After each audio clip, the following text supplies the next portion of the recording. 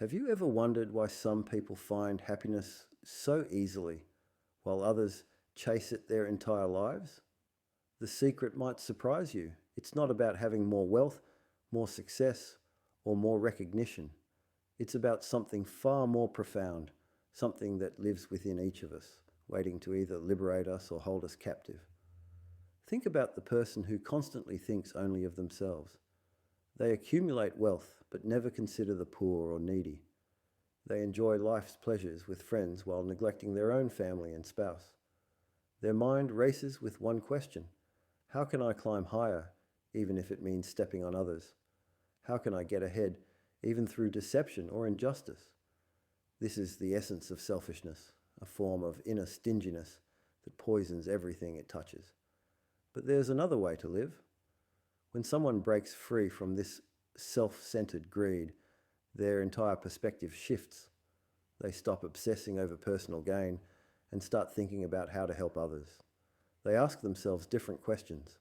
Whose debt can I settle? Whose burden can I lighten? Who needs guidance or support? Their life becomes a gift to those around them rather than a monument to themselves. Here's something remarkable that follows. When you're not consumed by selfish desires, you don't get angry easily. You don't feel the need to defend your ego when someone wrongs you. Forgiveness comes naturally because you're no longer fighting to protect your pride. Consider the Prophet's example. When a rough desert man grabbed him by his cloak so forcefully, it left marks on his neck and demanded money. The Prophet simply smiled and ordered that the man be given something. Why? Because he never sought revenge for personal slights. This freedom from inner greed makes you generous in every aspect of life. You give freely, forgive easily, and live lightly. Think about conflicts between spouses. What prevents reconciliation? Each partner clings to their position, insisting the other was wrong first, refusing to be the one who bends. Pride keeps them locked in battle.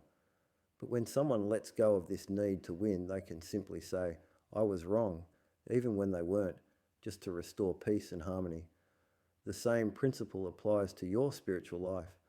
When you're not consumed by selfish comfort, you rise for night prayers without thinking about lost sleep. You fast without worrying about hunger or thirst. You give away excess wealth easily because you're not hoarding it for your own sake. You leave sins behind and embrace good deeds naturally. There's a beautiful story about a man who was seen circling the Kaaba, repeating just one prayer over and over: "O Allah, protect me from the greed of my soul." When asked why he prayed only this, he revealed he was Abdul Rahman ibn Awf, one of the Prophet's companions. He explained that if he was protected from inner greed, he wouldn't steal, wouldn't commit adultery, and wouldn't do anything evil. He understood that greed is the root of all evil acts. When you truly believe that Allah provides sustenance, your character improves and your prayers become more focused. Think about someone who stands to pray, but their mind wanders to their business, their farm, their finances. Why? Because their heart is preoccupied with wealth and provision. But when you're certain that sustenance comes from Allah alone, your heart becomes tranquil and humble in prayer. The whispers and distractions fade away. This inner freedom connects directly to true success. Those who escape the prison of selfishness find their hearts at peace, their prayers sincere, and their lives meaningful. They become the truly successful ones, not because they've accumulated the most, but because they've freed themselves from the tyranny of endless wanting. The Prophet warned us to beware of injustice, because it brings darkness on the day of judgment. He also warned against greed, because it destroyed previous nations, driving them to shed blood and violate sacred boundaries. See how he connected injustice and greed? When someone is extremely greedy, they don't just hoard what they have, they also covet what belongs to others. This leads inevitably to injustice, because when they see wealth in others' hands and want it for themselves, they resort to forbidden means: deception, theft, consuming people's property unlawfully, and attacking them. The path to genuine success isn't about getting more, it's about wanting less. It's about shifting your focus from what you can extract from life to what you can contribute to it. It's about replacing the question, what's in it for me with how can I help. When you make this shift, something magical happens. You become lighter, freer, and paradoxically, far richer than those who spend their lives accumulating but never feel they have enough. This is the choice before each of us every single day.